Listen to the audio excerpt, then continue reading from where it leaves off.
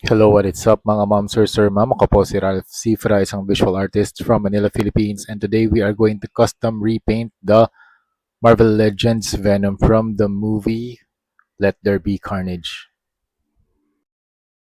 Alright, shout out to my client, Dave Magno. Dave or Dave Magno, thank you very much for this opportunity na makapag-custom repaint ng Venom na Marvel Legends from the movie Venom Let There Be Carnage.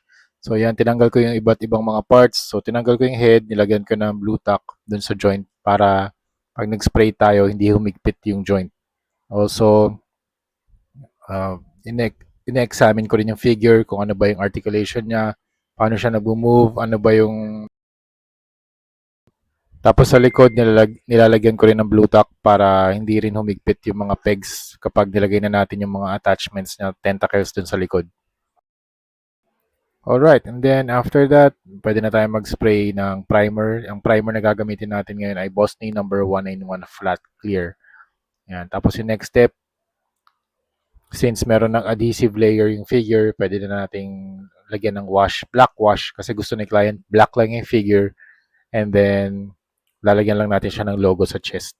Ganun lang kasi simple mga ma'am, sir. So, to do that, lagyan lang natin ng black wash dun sa buong figure kasi kung lalagyan lang natin ng para mabura yung veins pala. Yan, kung lalagyan lang natin yung ibang portion, hindi magiging cohesive yung look niya. Okay, next is to apply water-based acrylic matte white para dun sa logo design. Okay, dun sa logo design, gumagamit ako ng mas finer brush para ma-paint natin yung logo ni Venom dun sa chest. So it will be a front and back na logo design.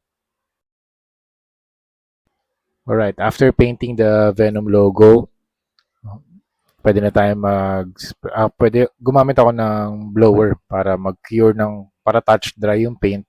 And then after a couple of minutes, nag-spray na ako ng Bosney number 191 Flat Clear ulit for our top coat.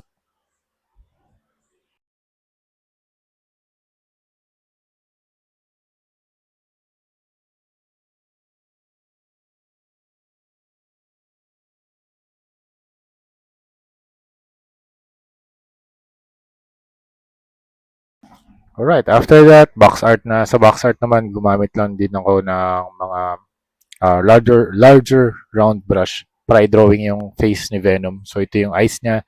And then for the teeth, it really helps na round brush yung gamitin dito kasi one stroke yung ginagawa natin for the teeth. So from the top, dinadrag ko to the bottom. Doon sa bottom teeth naman niya, from the bottom, dinadrag ko yung brush to top para magkaroon ng pointed na part.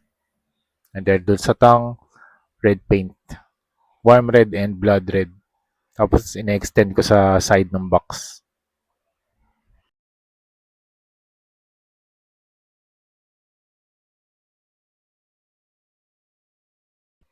Alright, there you have it mga ma'am, sir, ma'am. Tapos na tayo sa ating Venom na Marvel Legends custom repaint na action figure. Thank you very much, client, for this opportunity na makapag-custom repaint ng Marvel Legends from the movie Venom Let There Be Carnage. Okay?